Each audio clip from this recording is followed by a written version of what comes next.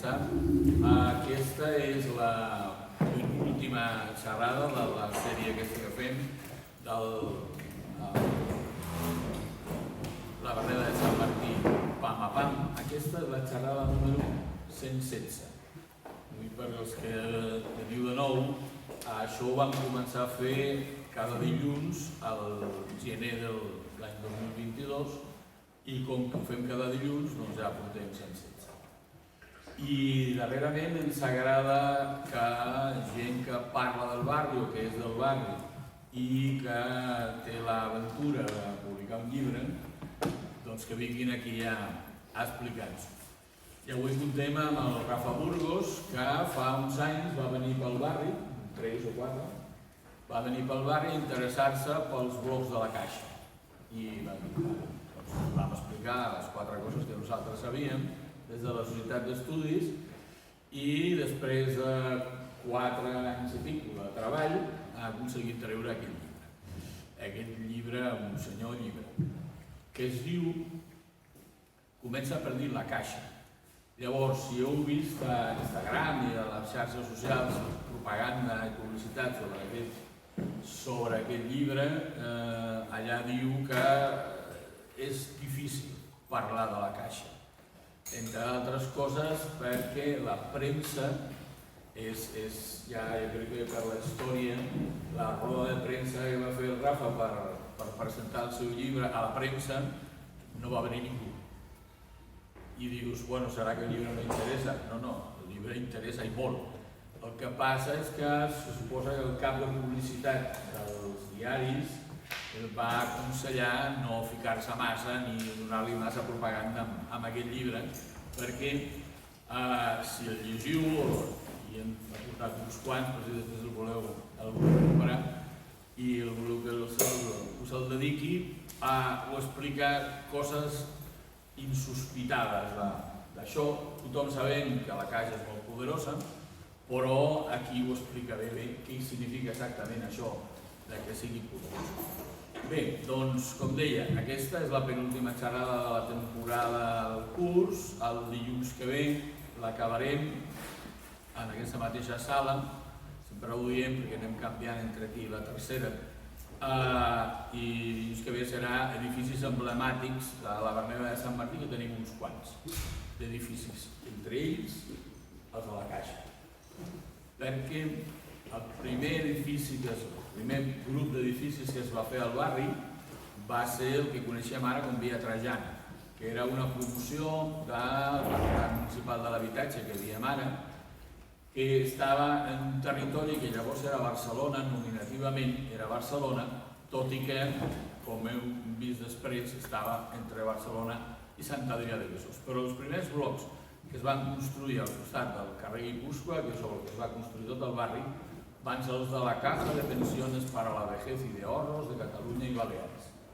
Si algú no es creu tot aquest nom, només cal que hi vagi al bloc més antic d'aquí del carrer Concili de Trento amb treball, i més o menys a mitja illa de cases, quan hi ha els soportals d'entrada, si mira cap a dalt veurà que hi ha una balconada i un escut.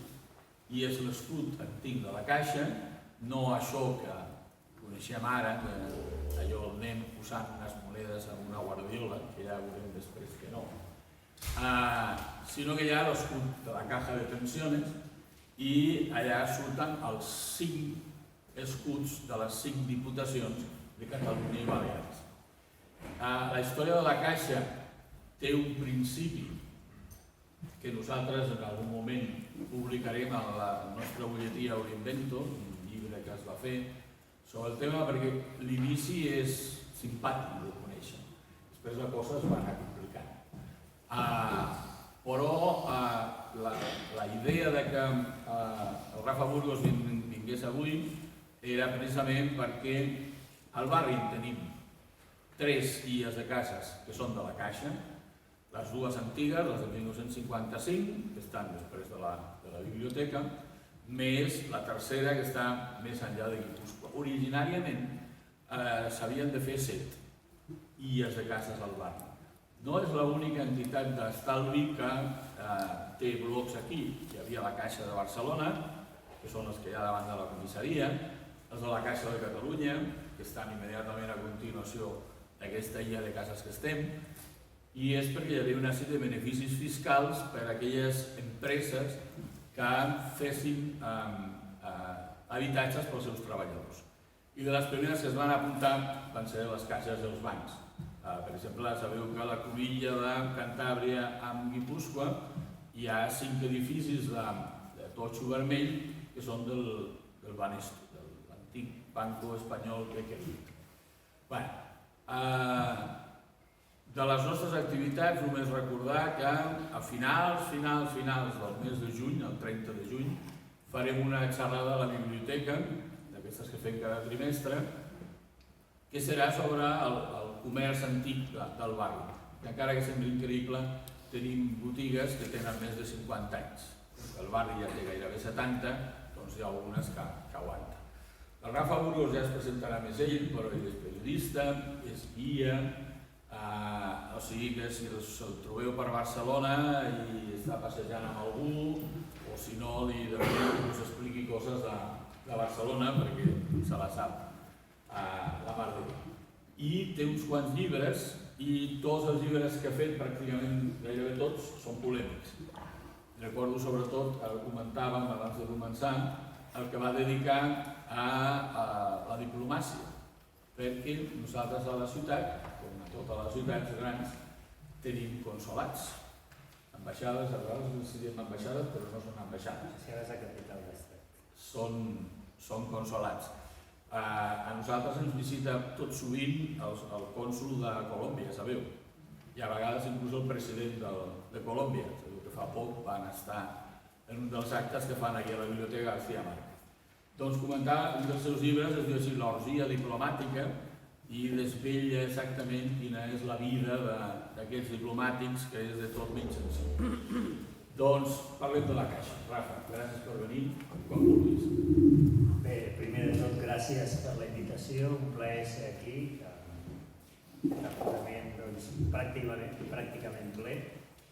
Tornar al barri, que de fet sempre és com, no deixeu de venir, si vius aquí relativament a prop, sempre és un plaer tornar-hi, i sobretot, com molt bé deies, perquè el temps passa, La primera vegada que ens vam reunir, fa més de 4 anys, que era a les Beceroles, quan començava el projecte, un projecte que us podeu imaginar parlar d'una institució amb tant de poder, la que té més poder, de fet, al país, doncs requeria, de primer, una anomalia. Com és possible que no hi hagués una història crítica d'aquesta institució?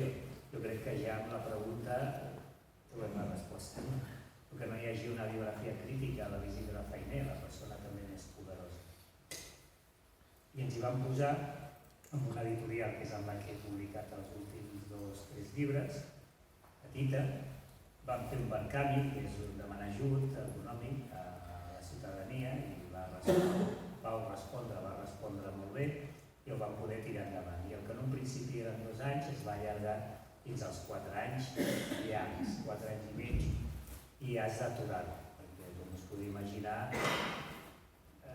no s'acabaria mai. Sempre estaries traient coses, gent que passa informació i fonts. Però, si us sembla, que també després podem fer un petit debat i que surtin preguntes, si de cas, crec que és interessant primer conèixer quina és l'estructura d'aquesta institució. Perquè de vegades barregem CaixaBank, la Fundació,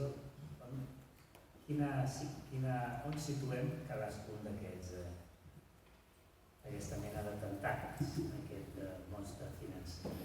Veieu aquesta imatge, la coneixem tots, és l'Avinguda Diagonal, la seu central, del que anomenem genèricament la Caixa. Mireu-la bé, la foto, mireu aquests rètols que van girant al voltant. Diuen el mateix, tots dos? No. Amb una es veu, es pot llegir Fundació La Caixa, i amb l'altra CaixaBank. Per tant, ja veiem una diferència. Cal dir que l'empresa que feia aquests rètols lumínics, en un principi era una empresa catalana, si no recordo malament tenia la seu a Molins de Rei, els seus treballadors, però va acabar dintre d'un altre gran imperi, és el de Florentino Pérez, ACS, que és l'actual propietari d'aquesta empresa, que va traslladar l'empresa a Madrid i els treballadors van haver de... Quina empresa? Surt en el llibre, si vols ara després.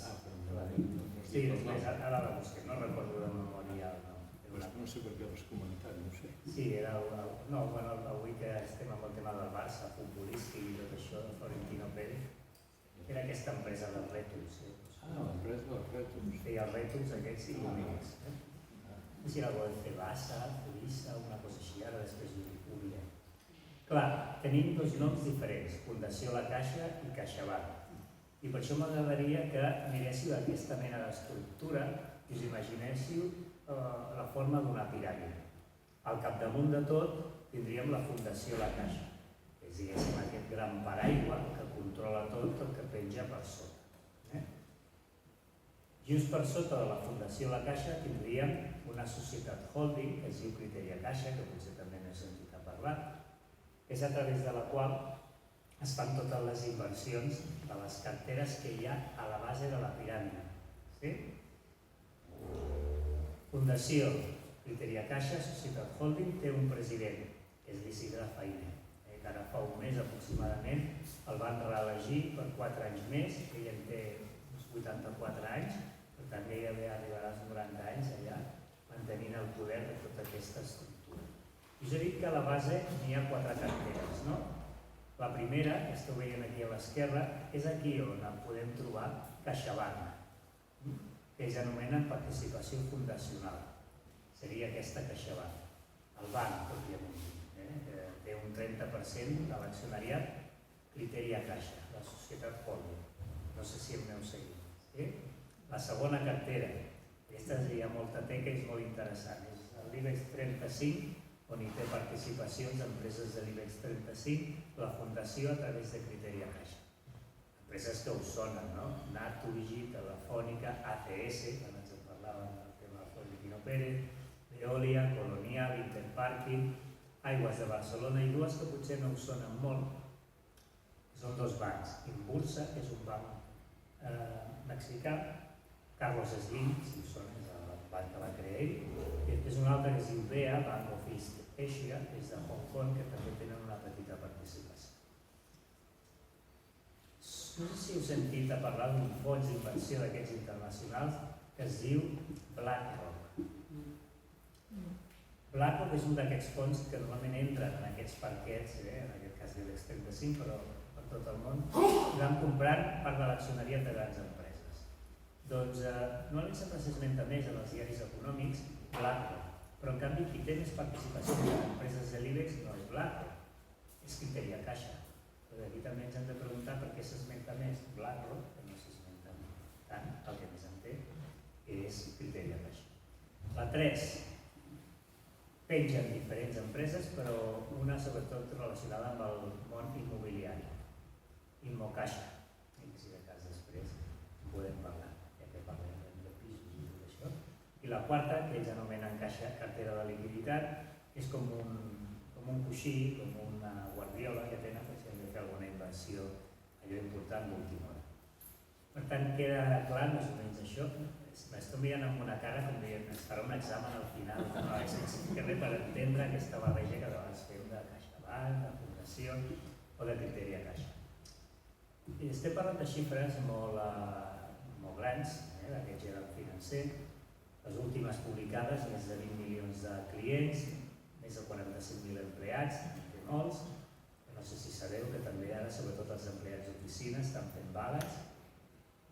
Jo quan parlàvem amb els sindicats, els representants dels sindicats i alguns treballadors, comentaven que hi ha moltes baixes, que estan molt cremats, perquè ara el que han de fer és més de comercial, a diferència de la feina que feien potser ja fa un temps, que era allò que es deia del poble, que hi havia el capellà, el metge i també el treballador de la caixa que tenia aquesta relació més directa i més propera amb el client.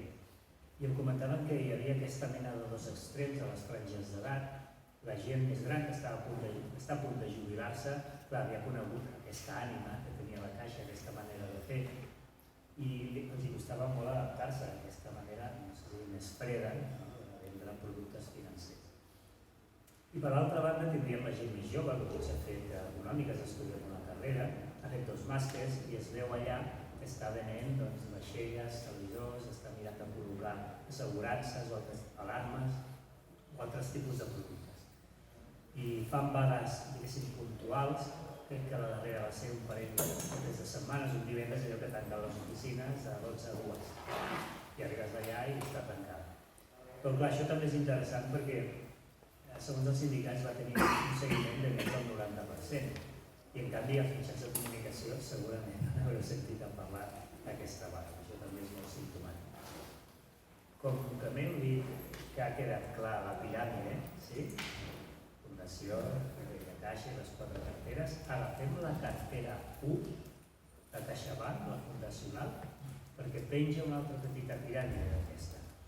Són a les assegurances, potser alguns de vosaltres teniu l'assegurança aquí, és Vidacaixa o Segur Caixa d'Esles, i alhora també tenen la companyia d'assegurances d'un banc portuguès que es diu BPI, que és accionista majoritari també de Caixa, i també majoritari de l'asseguradora d'aquest banc portuguès que es diu Vida de Pensions.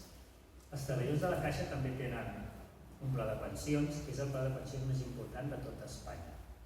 I es fan inversions perquè generin més dividends com un complement que imposa l'empresa per a complementar la pensió.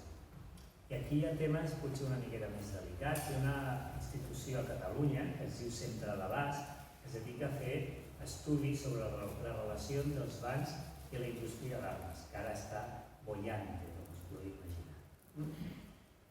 I normalment els que surten sempre espanyols, en primer lloc són per aquest ordre, Banc de Santander, el que més inverteix en la indústria de l'armament, BBVA i en tercer lloc CaixaBank, que és el tercer. Però també es fan estudis internacionals i informes on la Caixa dona crèdits a totes aquestes empreses relacionades amb l'armament o d'altres tipus de pràctiques també èticament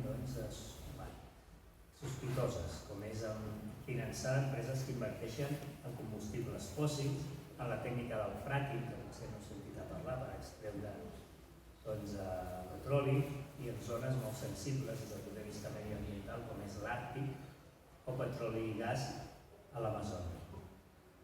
Quina és la primera gestora de fons d'Espanya? Doncs pertany a la Caixa, que és aquesta, CaixaBank Asset Management. La Caixa i el turisme. Té relació? Sí. El major finançador del sector turístic és aquesta secció que té la Caixa, amb els treballadors que hi estan allà, que es diu CaixaBank Hotels and Tourism. És la que més financia projectes de construcció d'hotelers i d'empreses que es dediquen al món turístic. En un principi no hi pensem en això, i amb el tema de l'habitatge i de la construcció, és la que més crèdit facilita a empreses que es dediquen a construir, a fer pisos i promocions, dintre d'aquesta altra secció que es diu Real Estate and Homes. El major propietari de pisos de tot Espanya i de Catalunya és la Caixa. Privat, no públic, que són les institucions públiques, però el privat és la Caixa. I la Caixa va tirar endavant habitatges de promoció social, aquí en parlaven d'aquesta primera gran promoció que va fer el 1955, però és una de les coses que més por tenen aquestes empreses, si és que tenen por alguna cosa, és la imatge, és el citar aquí la imatge, allò que anomenem el risc reputacional. Per tant, hi ha hagut vagues i moviments per part de, no sé si són el sindicat de llogateres, perquè hi havia molts llogaters que havien aconseguit aquests pisos, aquests pisos que feia la Caixa amb el suport dels ajuntaments. Jo he parlat amb molts d'ells, a promocions de Salou, a promocions de Badalona, de l'Hospitalet, per tot Catalunya, Vic. I el que consistia això, als ajuntaments els anava bé, perquè el que feien era construir pisos, l'habitatge social, això sempre és positiu i queda bé també per als alcaldes, en zones una miqueta allunyades del centre d'aquestes ciutats que estaven, diguéssim, per conquerir. Per tant, la Caixa i l'Ajuntament posava aquesta primera pota i arrossegava d'altres constructors que també apostessin, que nosaltres aquí també fins a cert punt.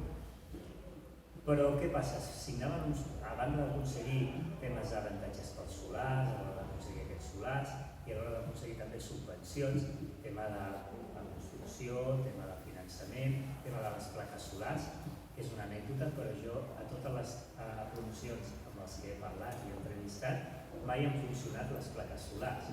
Es pagaven aquestes plaques i no funcionaven. És una anècdota, però és curiosa. Contracte de 5 anys i a les clàusules deixava ben clar que eren contractes de lloguer amb opció a compra. Però quan es va renovar el contracte per als altres 5 anys, aquesta clàusula havia desaparegut. Per tant, es van veure que als 10 anys aquests pisos podrien sortir al mercat a preu de mercat, podeu imaginar, en les zones en les que es trobaven. Per això aquests llogaters van decidir fer una vaga sota el nom de Destapem la Caixa, millor que simptomàtic, abans que tu també parlaves del tema dels mitjans de comunicació, no? Quan es va fer la gran vaga, no sé si ho recordeu, fa 2 o 3 anys, a favor d'un habitatge públic, de més habitatge social, a Barcelona, que va fer la seva més gran, que s'ha fet mai a la història de Catalunya, tots els mitjans de comunicació la van cobrir. Però quan el sindicat de llogateres va tornar a trucar els mateixos periodistes perquè seguissin la vaga que estaven fent de l'Estatus de la Caixa, perquè hi havia els problemes que hi havia aquestes promocions, pràcticament no la va seguir ni en va fer esment cap periodista. Ja vas en una cosa concreta. Bé, afortunadament això ha acabat bé, aquest tema, que és d'aquestes vagues, aquesta lluita, i finalment la Generalitat, a través de l'Incasòl, que és una institució pública, ha comprat pràcticament tots aquests pisos i passaran a formar part de l'habitatge públic. Però el que més interessant és que la Caixa, aquí a Catalunya, ja ha deixat de banda aquest habitatge social. Llavors el que ha fet és no patir un pla d'ella, continuarà a haver un negoci immobiliari perquè s'està centrant més en el tema d'oficines. I de fet ha protagonitzat una de les operacions immobiliàries més importants dels últims anys a Barcelona. Ha invertit gairebé per aquest edifici, no arriba als 400 milions d'euros, però gairebé per un edifici, només que jo crec que el coneixeu tots. Tirem pel carrer Aragó, sí? On acaba el carrer Aragó, no on acaba, hi ha la benzinera, al carrer Casanova a l'esquerra i agafes el carrer a l'avinguda de Roma. Allà hi havia la gran seu que tenia Telefònica, un edifici enorme, ara s'ha reformat de dalt a baix, ja van comprar uns fons d'inversió, finalment ara fa relativament poc, va comprar la Caixa per uns 380 i escaig milions d'euros. És aquest gir que està fent amb el tema d'inversió, amb l'imatge també de l'habitatge social i s'està centrant més en el tema d'oficines. Tot aquest engranatge, hi ha estudis econòmics que calculen que suposa entre l'1 i l'1,2 representa del PIB espanyol. Més que ni Corte Inglés, ni Santander, ni Mercadones, ni res. Per tant, ja veieu que té tentacles i tot això. I no voldria allargar molt, però tot això que us acabo d'explicar és normal que ens fem la pregunta. Bé, quin és l'origen? On va començar tot? Per això ens hauríem de fer anar enrere, fer un viatge del temps, encara que sigui ràpid, final 1902, finals del 19, principis del 20, una societat, allò que diem a Catalunya del seny i la rauxa, molts treballadors, obrers amb aquestes empreses, fàbriques que vivien en unes condicions molt dolentes, amb uns sous molt baixos, i una burgesia que estava al capdavant d'aquestes empreses industrials i tenia molts diners. Gràcies a això en part tenim el modernisme, tot sigui dit. Però bé, això era una font de conflictes, ja es veia als treballadors com va començar el moviment socialista, anarquista, que va arrelar molt a Catalunya, demanant i exigint drets. Per tant, van pensar, per què no havíem de fer que la cosa no se'ns vagi de mare i fem una mena de coixí social mínim per a aquests treballadors quan acaben es jubilen i tinguin el que ara anomenaríem les pensions. I la vaga del 1902 va ser com un cop de puny a la taula i va fer reaccionar a tots aquests industrials. És una vaga que va començar en el sector metal·lúrgic i després es va escampar. Però va ser un primer toc d'atenció. I és per això que després hi ha un toc d'atenció en format cultural a través del teatre. No sé si coneixeu el 1903 va publicar i es va representar molt i va tenir molt d'èxit aquesta obra de teatre de l'Ignasi Iglesias. Si sou de Sant Andreu, allà el tenen en molt bona estima. I es titulava, es deia Els Vells, i el que reflectia era aquesta situació tan injusta. La gent gran, que ja després de tants anys treballant en una fàbrica no podia ja tirar més, se'ls feia fora sense absolutament res, amb una mà davant i una darrere. Si tenies sort que algun familiar feia càrrec de tu, ja era prou. Per això el Francesc Morales, que coneixia tot aquest món de les assegurances, gràcies al seu padrastre, diguéssim, perquè la seva mare, el seu pare va morir quan tenia 10 o 11 anys, la seva mare es va casar amb segones núpcies, amb un senyor que el coneixia i havia treballat molt el tema de les assegurances, sobretot a Alemanya, les caixes de pensions, i ell va ser com una esponja, això li va anar molt bé. I el 1904 és quan es funda, com ho deies tu de la placa del nom, al principi només així, 1904. Caixa de pensions per a la bellesa, ja està.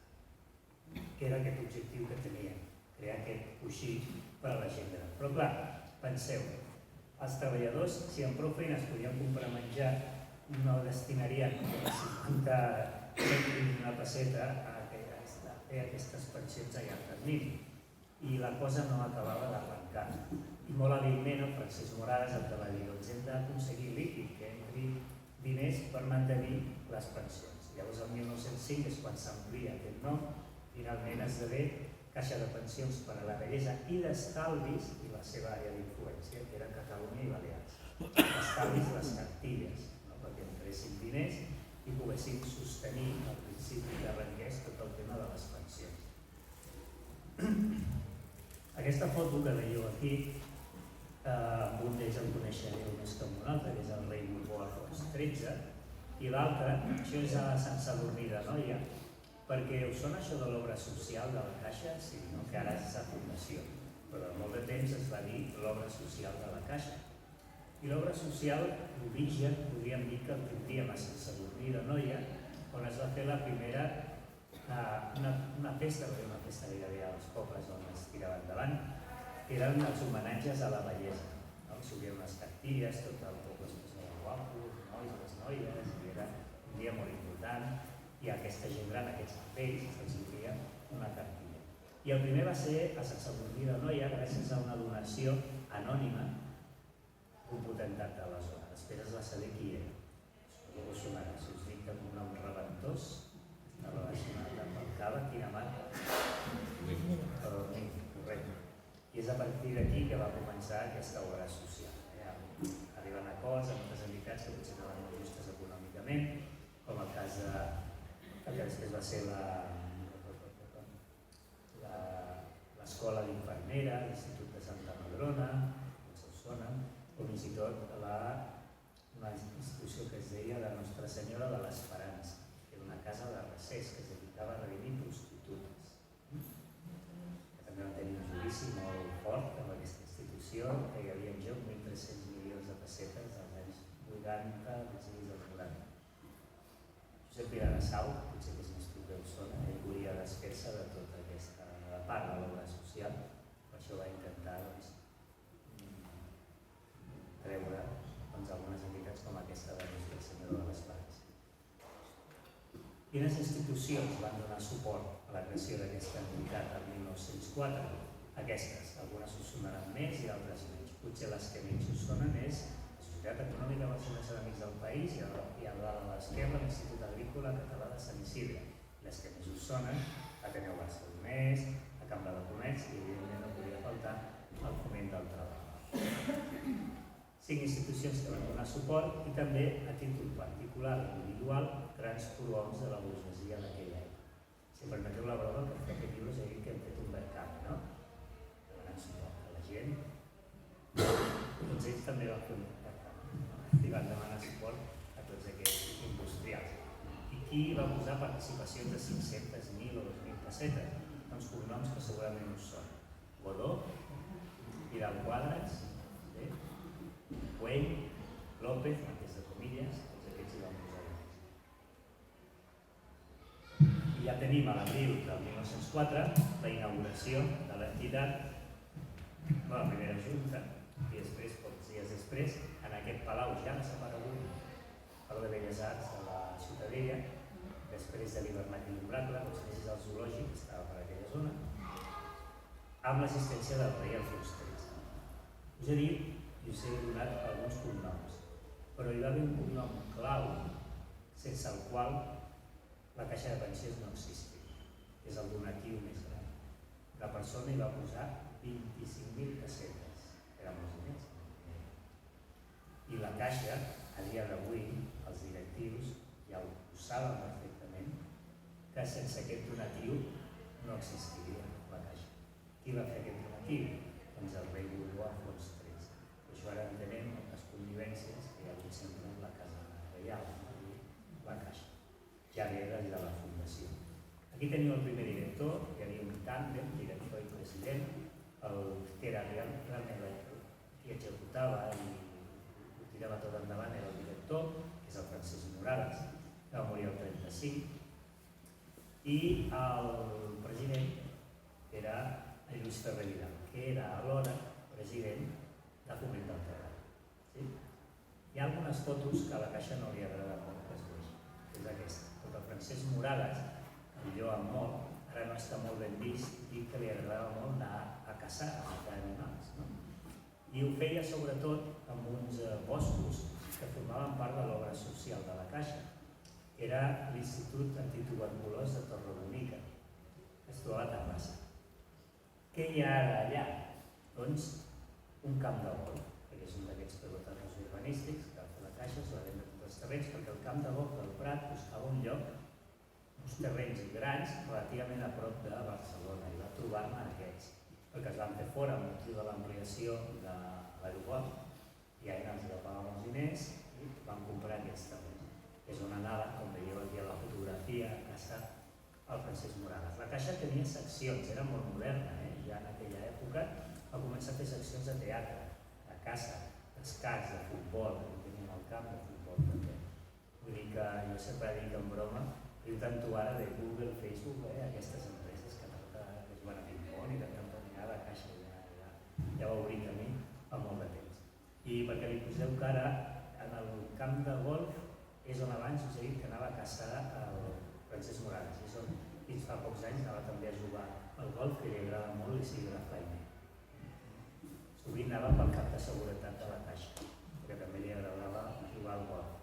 I és allà on diuen que el cap de seguretat de la Caixa li va presentar, li va passar el contacte d'un comissari per si el necessitava de cara a investigar adversaris empresarials, que es diu Villarejo.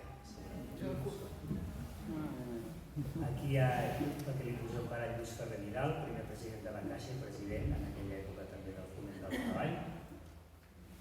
Pregunta, ara sí que us faig pregunta d'examen.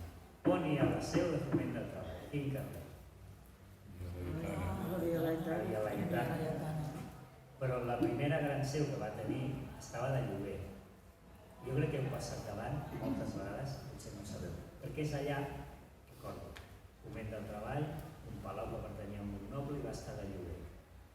I és allà on li van rellogar un petit despatx a la Caixa. El primer despatx i oficina que va tenir la Caixa, evidentment no és el de la Via Laietana, perquè això ja està tenint un múscul financer per construir-ho. El primer és aquest edifici.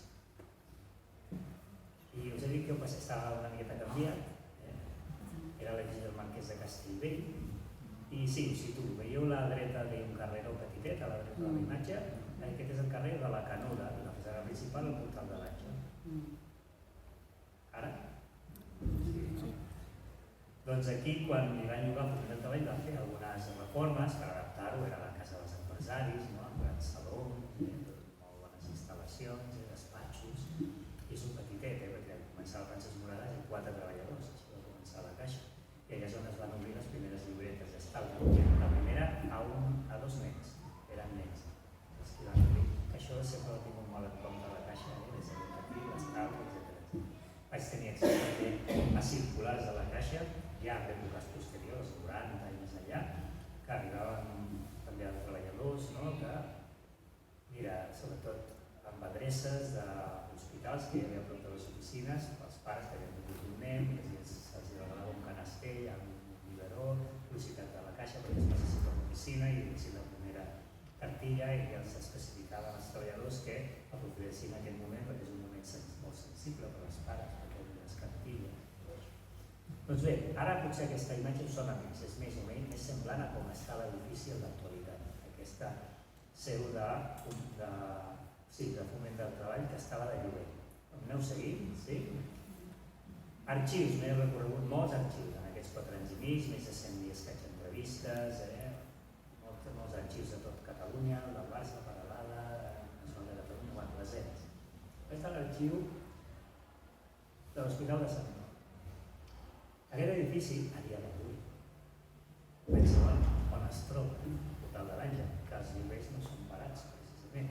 Fins al 2022 el carrer amb els lloguers comercials més cars d'Espanya i des del 2022 el passeig de Gràcia, és el carrer amb els lloguers més cars de tot Espanya. Bé, mirant documentació, clar, és normal que el marquès de Castellvell, quan va morir el 1923, va deixar en herència aquest actiu a l'Hospital de Sant Pau, que és l'actual propietari de l'edifici, que obre els lloguers dels despatxos i dels locals comercials. Per tant, entren molts diners a l'hospital a través d'aquest actiu, entre d'altres, aquest potser és la joia de la corona, els que va heretar.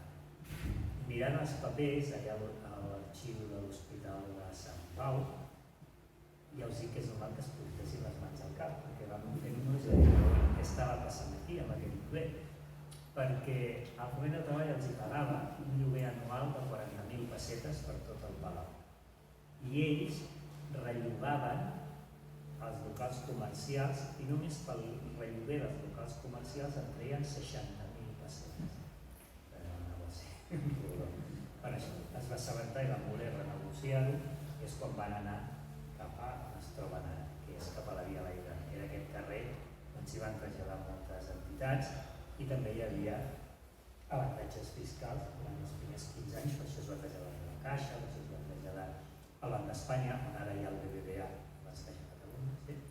I el Foment del Treball, i Francesc Cambó, també van viure allà, i van tenir la seu de moltes de les seves empreses. Bé, pot començar a agafar una miqueta de múscul la Caixa, doncs, gràcies a aquest paper de lobby, sabeu, allò de grup de pressió, que anava el Francesc Moragas a Madrid, un cop a la setmana, un cop cada 15 dies, per parlar amb ministres, per parlar amb presidents. A mi sempre em recorda un polític de no fa pas tant de temps, perquè el Francesc Moragas s'allotjava a l'Hotel Majest, a l'Hotel Palace, no? I feia tècniques de lobby, molt proper, també ho feia. I va aconseguir tenir l'exclusiva de l'INP, l'Instituto Nacional de Previsión, que era com l'origen de la Seguretat Social, que ho gestionés a Catalunya i Balears la Caixa. Això també va ser una gestió de diners que entraven, i això ja li va donar molt de múscul, per això ja van poder construir això. Van contactar amb l'arquitecte Enric Sagnier, una família important, el seu germà va ser alcalde de Barcelona i també va estar lligat amb el tema de la construcció de la Via Laietana. I finalment doncs va construir 2, 3 de fet. El tercer molt poc conegut i poca gent sap que va ser una iniciativa de la Caixa al mateix carrer. Aquest sí que ens sona a tots, no? La seu que popularment aquest se li deia el Casal de l'Estalvi, el seu amic deia. Però al costat de la imatge sí que estaria enganxat al Palau de la Música, per entendre'ns. Ara n'hi ha un altre, no és aquest, és de formes més arrodonides. Li deien el Casal de la Previsió, hi havia tot el tema d'assegurança, tot això, la Seguretat Social, o INP. I el va fer també l'Enric Sagnier, pocs anys després.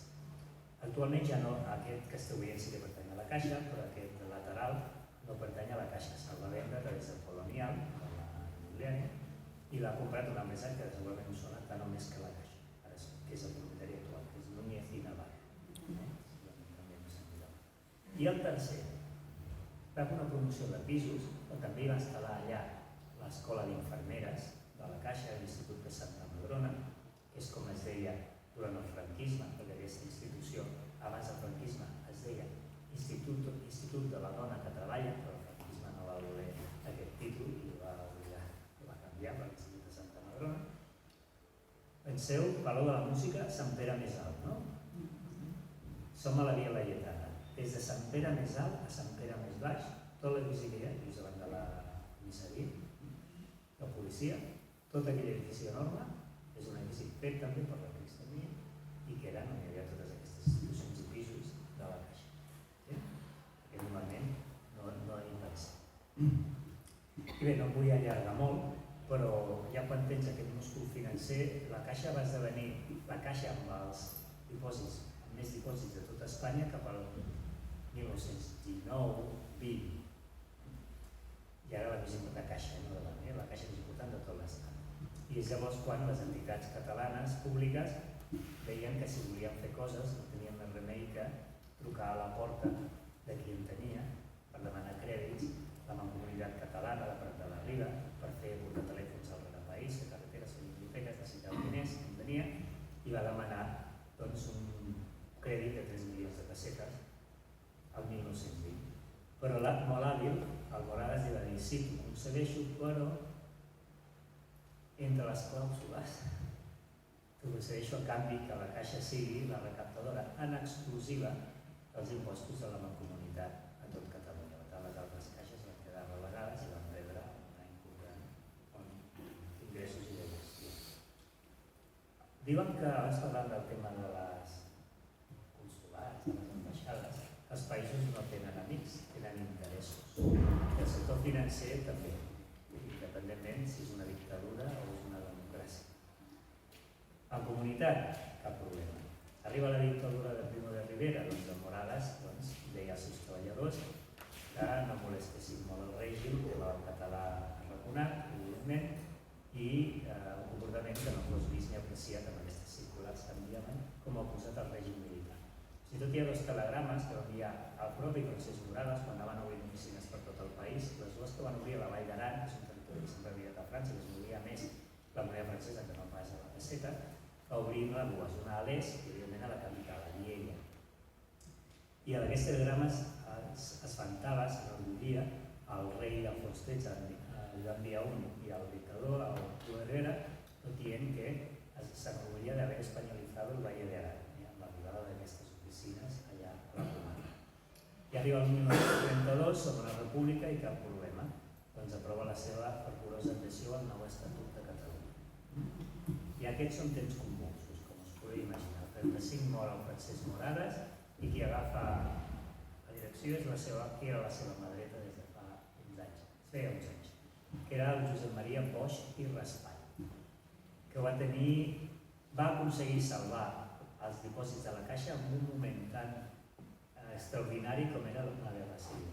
Es van perdre alguns, per part de l'extrema dreta, tothom estirava d'un cantó i de l'altre, i una persona d'ordre, conservadora, creient, que va aconseguir salvar l'entitat. Tot i això, malgrat això, seria més per fer-li un monument que no per fer-li el que se li va fer, quan van entrar les tropes franquistes i van col·locar els franquistes propers al règim al capdavant, com a president i director, afectes al règim, doncs se li va fer un consell de guerra, se la va empresonar, durant una temporada petita, però se la va empresonar, i se va anul·lar a la vida civil, perquè era professor també de la universitat, i va estar vivint pràcticament en la misèria fins que va morir. I és després, al final de la transició, que van començar a mirar de recuperar la seva figura del que havia fet. Jo he parlat amb els descendents, amb els nets, i comentava, clar, és que és un tema molt delicat, no només a la Caixa, d'altres empreses de l'IBEX. Què vull dir? Si comences a estirar del fil i que passa aquesta època, si poses molt el focus, em posi Raspall, és posar el focus a la Guerra Civil, a la primera època del franquisme, i això és molt incòmode, com us podeu imaginar, per moltes d'aquestes empreses. Una de la documentació que em va arribar i va anar pels pèls, que no sortís, allò barallant amb l'editor, si espera un moment abans d'anar a la impremta, són circulars però antigues, aquella època. Aquesta circular que us ensenyaré és de juliol del 36. Com que està, no? Pocs dies després, la Generalitat envia a l'oficina de la Via Laietana aquesta circular a través de la Comissió de Bancs de la Generalitat, que era qui tutelava bancs i caixes, i els diu, bloquegin tots aquests comptes, tots aquests noms que veieu a la dreta. Quins noms n'hi ha aquí? entre d'altres. Francesc Cambó, perquè clar, la Generalitat ja sabia que Francesc Cambó estava posant diners en el bàndol nacional. Bloquegin aquests comptes. Un altre que sortia per aquí es deia Ventura i Calvé, que va ser ministre, també, el ministre d'Hisenda del govern espanyol, del mateix cercle del Cambó, de la Lliga, i també després es va saber que havia anat amb un banc dels Estats Units enviat per demanar un crèdit per donar suport al bàndol nacional. I l'últim és curiós, també, hi ha institucions i particulars. L'últim, us ho llegeixo, que potser no ho veieu. Junta de construcció del temple expiatori de la Sagrada Família. Tenien una caixa, que era la caixa de la Sagrada Família, és una caixa que va acabar absorbida per la Caixa de Barcelona, dels Marquesos, que alhora va acabar absorbida per la Caixa del 1990.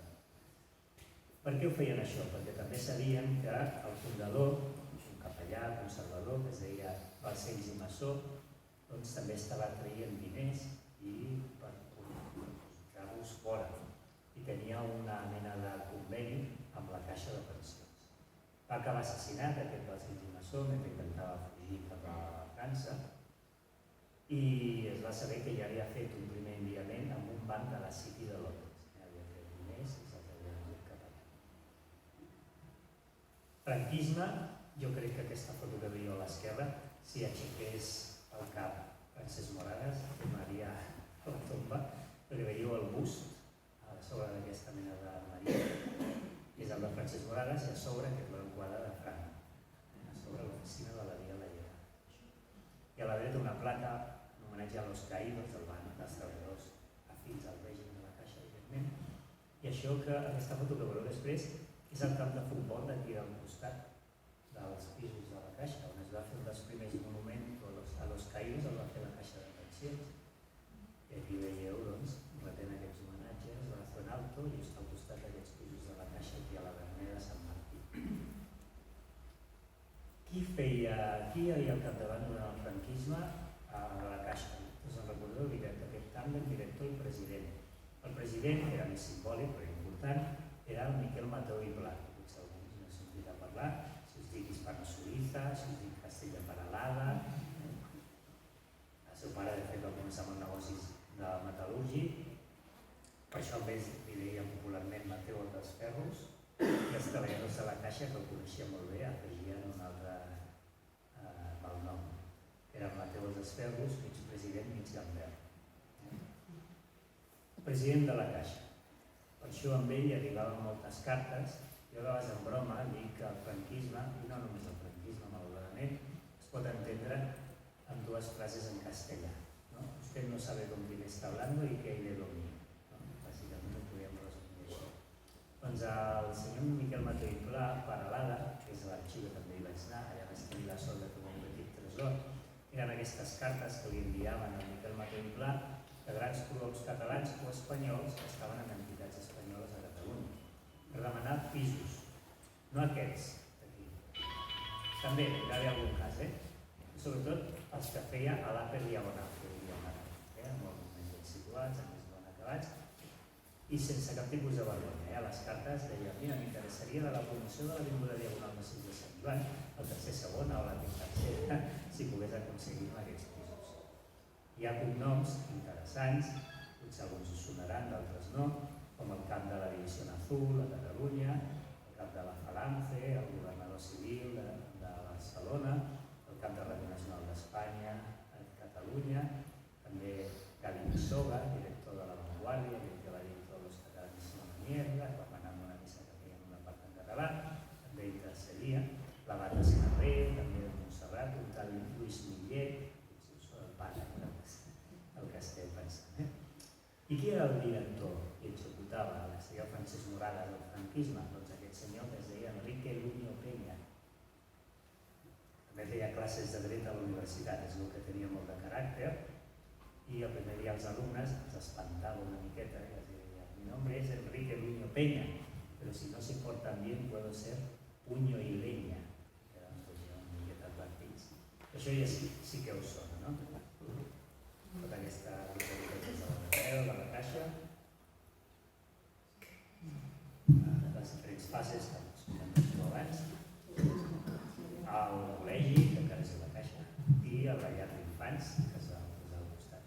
I van venir diferents personalitats a inaugurar diferents èpoques. La primera va venir el primer ministre que va haver d'habitatge, va ser durant el franquisme, i es deia José Luis de Arrese, que va venir a visitar aquesta promoció. Seva és la frase: no queremos una España de proletarios, sino de propietarios. La propietat. Van encarregar també un article a la revista La Directa només d'aquest tema de l'habitatge. I aquí sortien aquests noms que us estic dient, Palance, de l'Educació Física, de Lluís Millet, de Josep Maria Bultó, tots aquests, i tot el...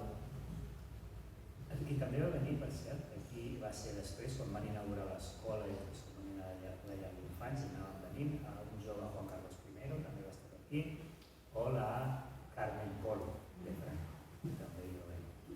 Es va fer un acte, això ho comento en el llibre, i feien aquests parlaments així una miqueta barrocats, típics del franquisme, no? I el Miquel Mató i Pla, que era present, evidentment, per acompanyar a la bona de Franco, li va dir una cosa així: vuestra visita será el primer timbre de gloria para esta nueva institución y el recuerdo permanente que perdurará a través de las nuevas generaciones al repetir de boca en boca. Siendo yo niño, tuve la dicha de pertenecer a la primera promoción de la guardería infantil, que se dignó inaugurar, visitar y animar con su presencia la augusta esposa del caudillo de España, la excelentísima señora doña Carmen Polo de Franco, de parlaments i tot molt de boat. Això és un petit esquema de totes les empreses immobiliàries, societats immobiliàries que pengen d'aquest gegant.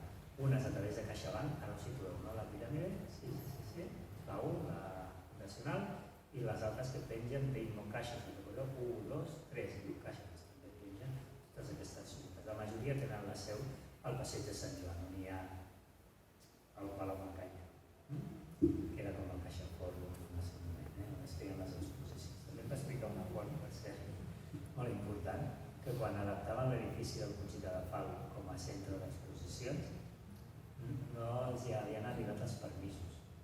Llavors tenien por de rebre una multa i el que feien era que hi havia un bar davant i tenien un telèfon, llavors tancaven les portes de l'edifici del Puig de Dafal, feien i es tiraven en obres.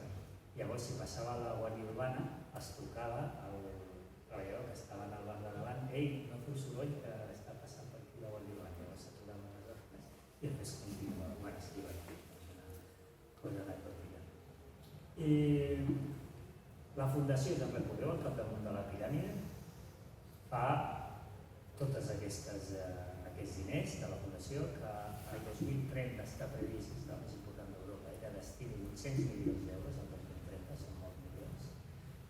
Per al tema social, el primer que més hi destina, el segon, investigació i ciència, i el que més destina, és cultura, que potser és el que més sentim a parlar.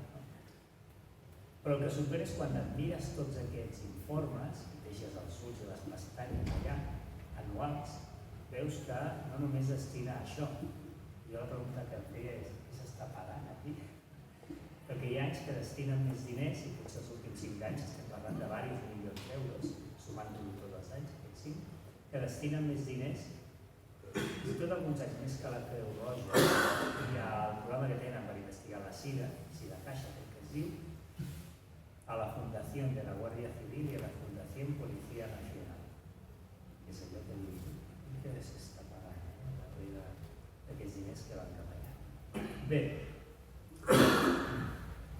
podríem continuar, podríem explicar moltes coses. Aquí darrere de l'edifici de la Passeig de Sant Joan hi ha una interiorilla, quan has de fer la volta, però hi ha una interiorilla, i uns pisos relativament nous, que són d'aquestes promocions que construïen als 5 anys, que la idea que tenia era vendre's al propi mercat, però el tema de la vaga finalment s'ho va quedar l'incasòl. I va ser un canvi de cromos urbanístic d'aquesta reforma de l'interiorilla i aquest edifici nou. Perquè la Caixa era propietari del quart dels 5 palaus que formen el Museu Picasso del carrer Montcada. Llavors va aconseguir l'Ajuntament que fessin aquest intercanvi urbanístic allà al passeig de Sant Joan. També, això és actualment hi ha el Caixa Fòrum, i el 82 és quan es traslladen aquí. Se'n recordeu la primera foto que us he posat? Ara Ara aquí sí que hi ha el mateix que gira a dalt de tot, la caixa. Ara no, hem vist que hi ha la fundació i caixa, hi ha tot aquest canvi que hi ha hagut allà fa anys, estructura. I és el mateix any, el 82, quan es traslladen, no ocupen tot perquè és molt gran, però els treballadors, majoritàriament que havia quedat petit malgrat l'ampliació de Via Laietana, ja es queden en una de les torres i després van augmentant a la Torre Gran. És també l'any, això ho va fer molt bé Josep Vilarassau, que va entrar com a director al 76, ell provenia d'aquestes empreses del franquisme, del Camps i Telefònica, passa a la Caixa de Pensions. I molt encertadament el 82 decideix contractar una empresa nord-americana que es diu Landon per fer una renovació d'imatge a l'americana, perquè estava molt dispers tot. L'obra social anava per un cantó, la gent no la identificava, cada oficina tenia un tampó diferent, bueno, era una miqueta un caos. Llavors amb aquesta empresa nord-americana van dir, heu de crear com una imatge de l'empresa perquè no jugueu amb la idea d'una estrella de 50, que pot ser agradable. Llavors des d'aquí ens van dir, home, podríem contactar amb el Joan Miró, que és artista català, Caixa, Valors, però quan vam parlar amb el representant del Miró, els va dir al representant, el Miró mai farà un logo expressament, encara que sigui una caixa o un banc, per això els artistes, els que associï, que s'han venut. Però finalment el van convèncer que fes un cartró, un dibuixet així, rectangular, i que fes ell, i col·loqués allà el seu món, les constel·lacions, estrelles, sols. I ell, que sabia per on anaven, ho va fer molt bé, perquè va fer tot aquest món de l'univers, i veieu, ha marcat en negre, com diem l'Usep, si voleu una estrella, és que agafeu aquesta estrella d'aquest cartró. Es troba a la planta 24, és l'equivalent, és el cartró, a partir del qual es va fer un tapís que va fer Josep Royo, jo amb ell el vaig entrevistar encara allí, a Tarragona, vaig anar, es troba al vestíbul de la Caixa. I el llibre, de vegades em pregunteu, no t'han denunciat? Perquè això és una imatge, drets d'imatge, això és superprotegit, amb el contracte que van signar amb el Miró. Perquè això que apareix a la portada del llibre, i això que esteu veient aquí a la pantalla, no és una obra de Joan Miró. Bueno, sí, però no. Ara, és una obra de Joan Brossa. Sí? L'any 1993, Miró va néixer el 1893, la Vanguardia va treure un quadernet per homenatjar a Joan Miró. I va parlar amb diferents artistes, Chillida, Joan Brossa, Antoni Tàpies, perquè fessin un petit text per aquest quadern on expliquessin la seva experiència i relació amb el Joan Miró. I al costat una il·lustració. I el Joan Brossa, que era molt d'esquerres, molt anarquista, els va enviar el text i els va enviar a acompanyar-lo a aquesta il·lustració, que es titula Miró manipulat. Creieu que ho va publicar això a La Vanguardia? No. Va dir això de cap manera ho publicarem. I en va fer un altre. Això ha quedat en el fons de la Fundació Joan Brossa, que està dipositant el text, estan dipositant. Jo coneixia això i vaig comentar a l'editor. Anem a provar. Perquè clar, això has de pagar uns drets. Segurament coneixeu l'ESGAE, el tema de la música, no? Doncs el referent en el tema de l'art es diu legal. Si vols demanar els drets per reproduir una obra, has de parlar perquè és de la legal. I alhora es va haver de reunir els membres de la Fundació Joan Brossa per donar-nos permís. I en part del Barcami, una part va anar per pagar els drets d'aquesta portada.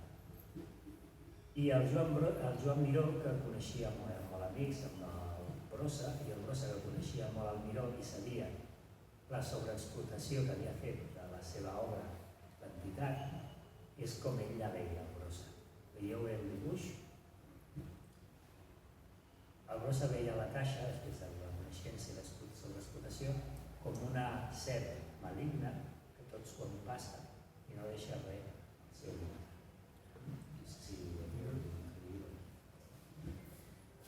De fet,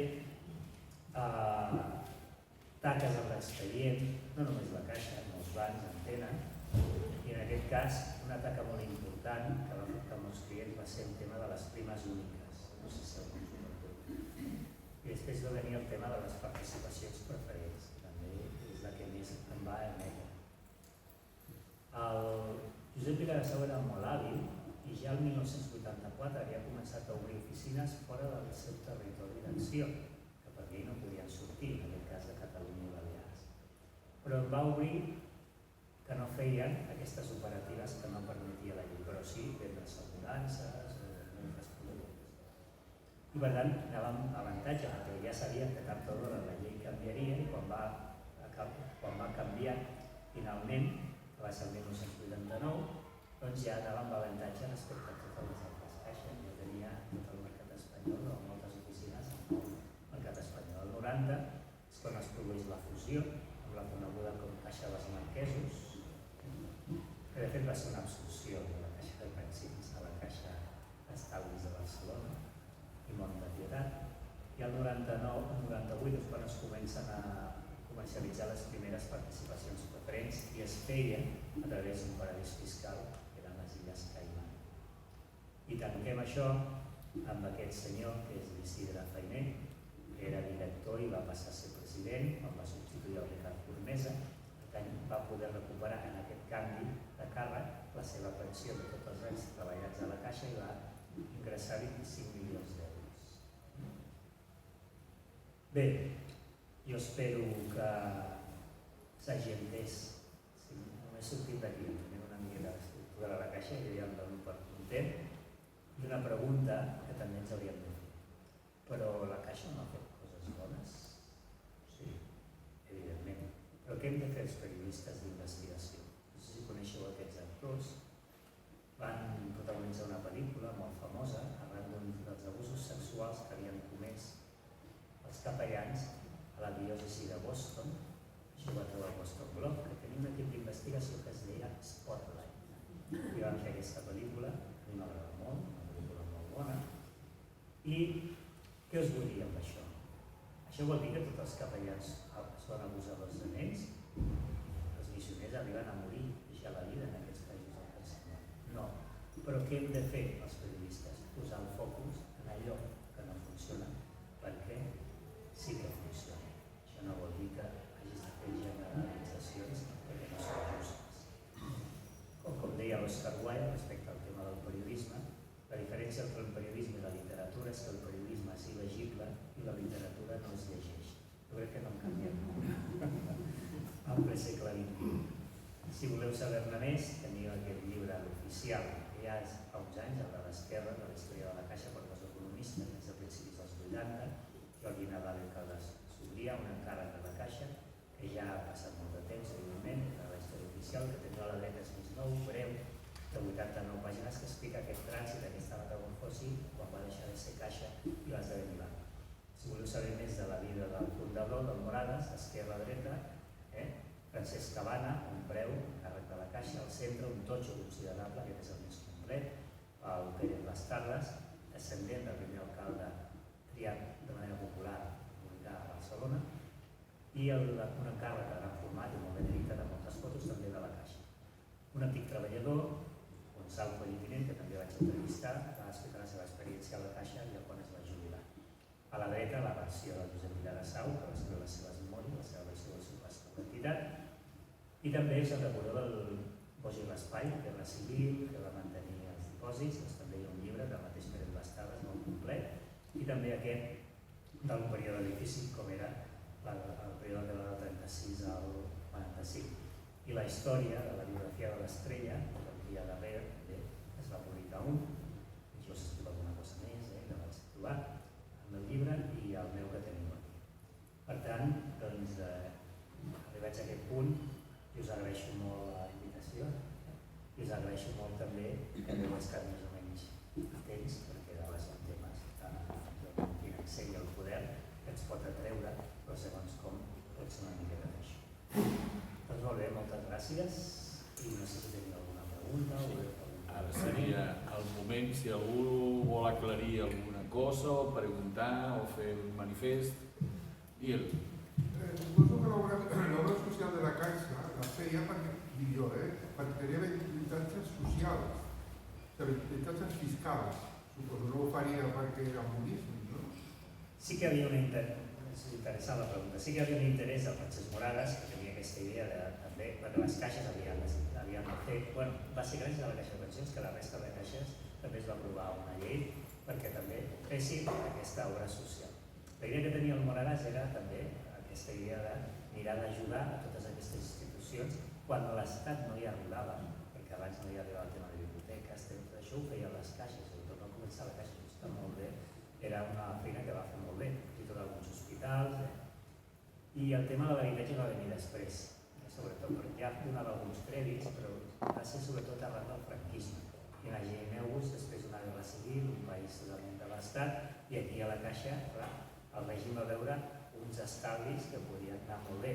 Va fer un canvi de llei per obligar a les caixes que estaven molt limitades, les caixes, no els bancs, a l'hora de fer segons què havien de comprar uns determinats bons, com les accions, empreses de l'Estat, la Telefònica, la CAMSA, etc., que era una manera de mantenir això gràcies a l'estalvi que havien fet la ciutadania en aquestes caixes. Això fins i tot hi ha alguns estudis econòmics que parlen de que es va centrifugar molt de l'estalvi dels catalans, va anar a donar múscul a aquestes empreses actuals de l'ibex 35, que això també és interessant, una reflexió. Però sí, estaven obligades, tot i que el Francesc Moragas al principi ho feia perquè tenia aquesta idea, ara la podem veure molt paternalista, molt cristiana, però la intenció era aquesta, ajudar a bosses de la societat on no arribaven tots aquests serveis. Alguna cosa més? Sí. Rafa Burgos, no sé si em confongo, que ets tu que fas uns vídeos que expliques històries... De la ciutat de Barcelona? Sí. Sí, soc jo. Vale. Soc historiador i periodista. Se't veu tan petit allà que no... Sí, a les aules d'extensió universitària també. Què? Per a les aules d'extensió universitària també potser són aquests vídeos. Jo m'han passat amics així. Sí, podria ser. Sí, Per exemple, em va cridar molt o l'atenció. BTV també és una cosa. Això mateix. I em va cridar molt l'atenció aquell d'Arenys, home, com se diu? D'Arenys de Mar, el xifrer. El xifrer, dels ponxos del xifrer. Això mateix. Un indiano, també. Sí, exacte. Allà al Pla de Palau. Sí. On va viure també el Picasso, el seu pare, el primer edifici en tenir aigua corrent, Això mateix. 7 portes, restaurant. Sí. Una cosa, el que has dit, que els periodistes, els diaris, això no ho heu llegit, no? Això no ho veureu. Per què passa això? Perquè els diaris oficials estan lligats de mans per les subvencions i les ajudes dels governs, de la Caixa. Si la Caixa no li interessa que es publiqui allò, jo et dono això amb publicitat, amb el que sigui, o sigui, el periodisme està lligat. Fora de la directa, de VilaWeb i de 4, que no tenen subvencions, no ens n'enterem la missa a la meitat perquè també estan venuts. Molt bona reflexió, gràcies per fer-la. I mira, ara que parlaves de públics i privats, no? Segurament us sona això de la publicitat institucional, que sempre és una polèmica, però en funció del govern que hi hagi, ruixa més amb uns mitjans que no pas amb d'altres que són de la seva corda, o a molts, perquè no es passi, encara que no siguin de la seva corda. Els últims 6 anys, la Generalitat de Catalunya, ni els governs, han donat en els últims 6 anys més o menys 200 milions d'euros de publicitat institucional en mitjans de comunicació. 6 anys. En un any, el recordo de la piràmide, la Fundació La Caixa i CaixaBank ha donat 200 milions de publicitat, protocols i tot això. Imagineu-vos, ja està el periodisme majoritàriament en unes condicions de supervivència.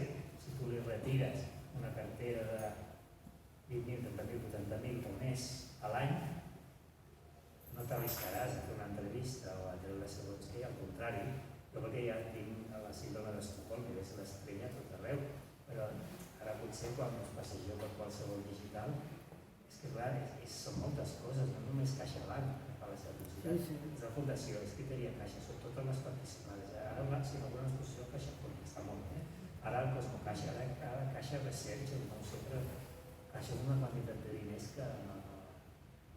és molt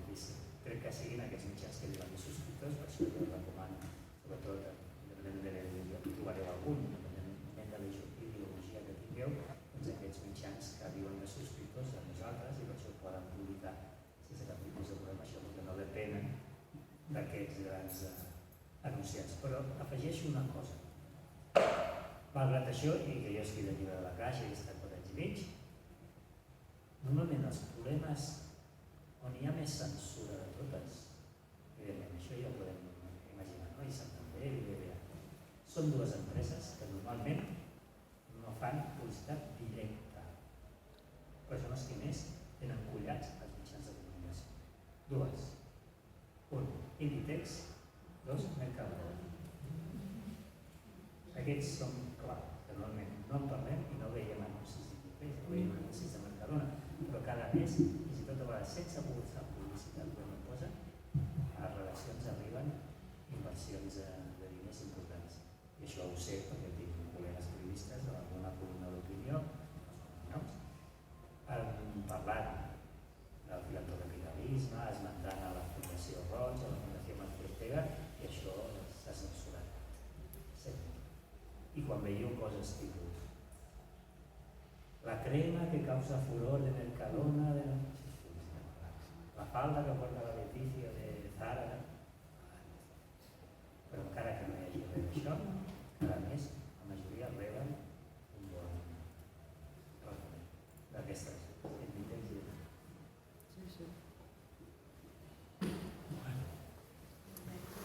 Bé, anem a pair-ho, això? Sí, sí. Espero que la informació és interessant. A vegades pensem, mira, això ho he posat en casa, a vegades pensem, què podem fer davant d'això?